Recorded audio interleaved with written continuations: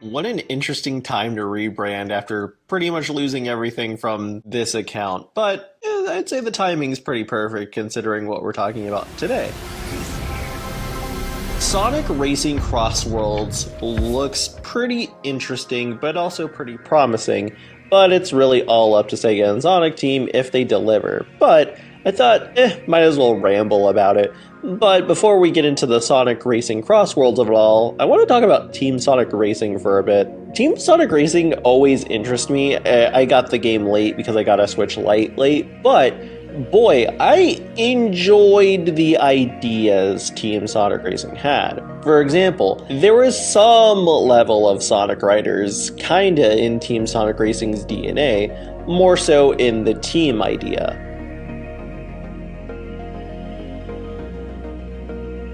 Although some of them were really weird, like Vector should not be with Silver and Blaze.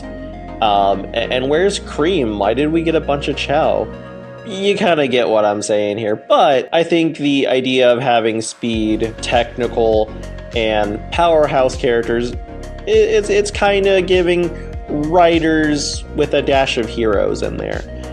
And I'd say that that's cool. Like, it works. It allows multiple gameplay styles and to find what you're looking for in certain tracks or just like what you feel like is a character you'll go to a lot. For me, it's a toss-up between Tails, Silver, Rouge, Sonic, and Amy. Those are like the 5 characters I tend to rotate over in terms of the characters I tend to play as sometimes. Also, they're just like my favorite anyway, so win-win, you know? But also at the same time, that roster, it was not cooking. There should have definitely been more characters in that roster. But going back to the whole team mechanic, I feel like it's a good idea, but also like a bad one too. It's a very flawed system, just because, like, recently I played the game with a friend, and I felt like when you're doing like things like cups, at least, the system didn't really seem fair, and you had to get like used to team mechanics if you're a new player, or just like dealing with the AI. And so it's like the idea of the team mechanic pretty cool, but it does have its problems. Also, at the same time, I feel like, you know, if the teams were kind of odd, like Vector with Silver and Blaze, like, I feel like you should have been able to like choose your teams if you really wanted to. Ironically enough, you could do that in the multiplayer, but you can't in the like single races and things like that. I get it for story mode. The other ones, it should have been definitely more so player chosen. Another thing I have a problem with, and kind of going back to it, is the story. I'm not gonna lie, I think it's very cute that Sonic just decided to rip off Cars 2 of all things, and it's just Pooh's Adventure, but it's like Sonic Adventures in Cars 2. The downside is there's some cool ideas with like the Dompa and things like that, and I feel like cutscenes would have benefited the game in the long run, but what you get is like slideshow cutscenes, and like, in this day and age, honey, that just isn't gonna fly with me. The voice acting was voice acting, like they knocked it out of the park in my opinion, but it would have been nice to see facial expressions and things like that. One of my biggest complaints I have with the story mode, it tried to be like Sonic and Sega All-Stars Racing. I do have a problem with that though. Fun fact about me, I have not unlocked Team Eggman or whatever they're calling it. Haven't unlocked them simply because, man, I have a huge problem trying to get to that portion of the game, simply because like a lot of those challenges I can't do. I'm not a great gamer, but I just couldn't do it. When you compare it to, say, like Sonic and Sega All-Stars Racing, I was okay with the campaign mode because there was at least a lot of characters, and I was willing to actually play the challenges and try to get better at it.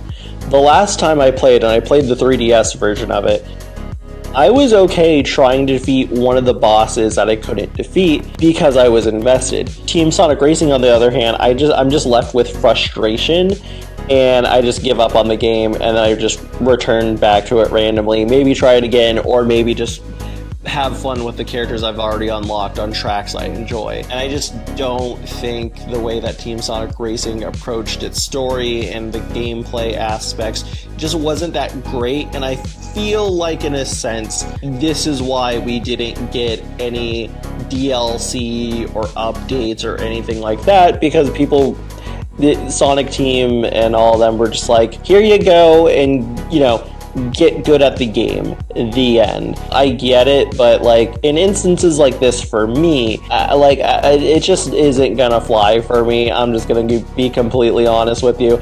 Really, honestly, if there were more playable characters and you could get them, I could probably look past it. But again, that roster issue, and then a lot of the challenges I can't do. For me, I just think that's just it's just not really fair to like me as my own personal player. It may not be a problem for you, but for me personally as my own player, it's just like, oh, I don't like this. I kind of preferred how it was in Sonic and Sega All-Stars Racing. So now let's get into the Sonic Racing Crossworlds of it all. So the thing that I noticed was a lot different from other people. The thing that I personally did not notice was the extreme gear in the back. We'll touch on that a little bit later because I think that leads into an interesting conversation. The things I've noticed was simply reused assets. All the Sonic games for Sonic and Sega All-Stars Racing, Team Sonic Racing, they've been doing it for years. I'm not going to complain about it. Up until I feel like this is one of the instances where I'm like, okay, y'all can do it here. Y'all want to go ahead and reuse Seaside Hill, go right ahead. I'm fine with it. I feel like this should be the last time though. We've gotten that 3 games back to back, Frontiers, Sonic X Shadow Generations, and now this game. So after this, let's cool our jets on reusing stuff. But again, here I don't mind it. In fact, I think it's a lot cooler here, simply because what I noticed was, okay, we're bringing back the carts from Team Sonic Racing, we got the ring portals from the movie, but Shadow drove through the Tokyo DLC from the Sonic movie. Already for me, I'm going, okay, we're getting the carts back from Team Sonic Racing, so maybe there's a team mechanic. The ring portals from the movie and the Tokyo level from Gens will be here as a track in the game. With the name Crossworlds, I'm going, okay, possibility is we'll probably just have a game. The characters drive on many different locales, alternate universes that take place in the Sonic universe. Huge possibility that there can be some Sega crossover, would be kind of cute to see. Or random shit. Godzilla or Hello Kitty, because they've been doing that in Monkey Ball. But let's not go there quite yet. Let's not get bogged down with whose house is the nearest. It's yours. So for me, I look at this as a pretty good idea. If the cutscenes are there, and I'm hoping we actually get cutscenes unlike Team Sonic Racing and there's a story to this, personally, I think that this is a good way to have the things that need to be in place for Sonic and gaming right now. I think now would be a perfect time to re-put Styx into the franchise, because Amy randomly name drops Styx in Frontiers. So that would be a good place for her to make her grand return and be in the modern cast. The IDW characters that definitely need to be in the forefront, need to be in the games. This is a good way to put them in.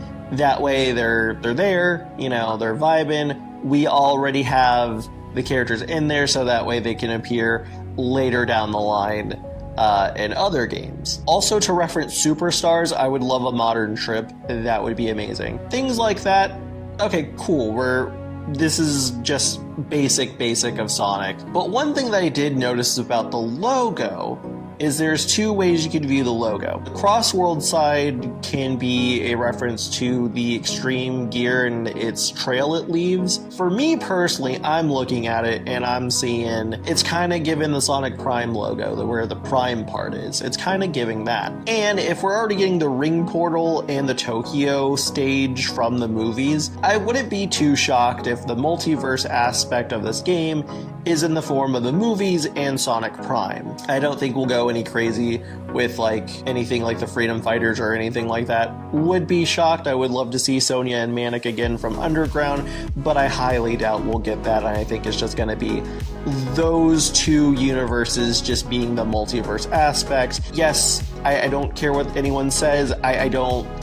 The way Prime was handled, I don't view that as it takes place in the actual canon. There's a lot of holes in there that just don't really line up. So I think Prime being its own multiverse would, like the movie universe, would smooth things out a bit, and I think that would be the best. Plus, also at the same time, it allows those characters to return, because right now there's like no season 2 announced, and I think that will be a good way for these characters to survive, because I personally enjoyed Sonic Prime. I have my issues with it, but I enjoyed my time with the characters. So there's that level of the Crossworlds part, and I think that's kind of cool. And since we're getting the Team Sonic Racing carts back, honestly, I think taking advantage of Dodonpa in the game, they're like, oh, I'm from a totally different planet. Let's, go to different, I make racetracks all across the galaxy. And I feel like that aspect wasn't taken advantage, sadly, because they were using a slideshow presentation with the cutscenes. And also at the same time, they were using locations that existed in the Sonic universe already and nothing crazy outward. And I think that, it'd be kind of cool if Dodonpa can do multiverse level things. And he can do that because he was able to bring Blaze from the Soul Dimensions into Sonic's universe. So I feel like we can definitely do a multiversal racing game, because Dodonpa was able to bring back Blaze into the game. I think already you could build off from Team Sonic Racing and make a fun multiversal Sonic Racing game. I think that'll be pretty cool. Not only that, but, we can also have cool stuff like, there's a certain property that Sega now owns that I love to death, Angry Birds. That can be in the game. Also, it allows Angry Birds fans to kind of have an Angry Birds Go, but for consoles. There's something cool there. Not to mention, they're crossing over with DC. Maybe David Cornswint's Superman could be a playable character, or Robert Pattinson's Batman could be a playable character. There's cool crossover stuff like that Sega could easily do with this game, and, they could do some neato stuff. Now let me get into the Extreme Gear side of things.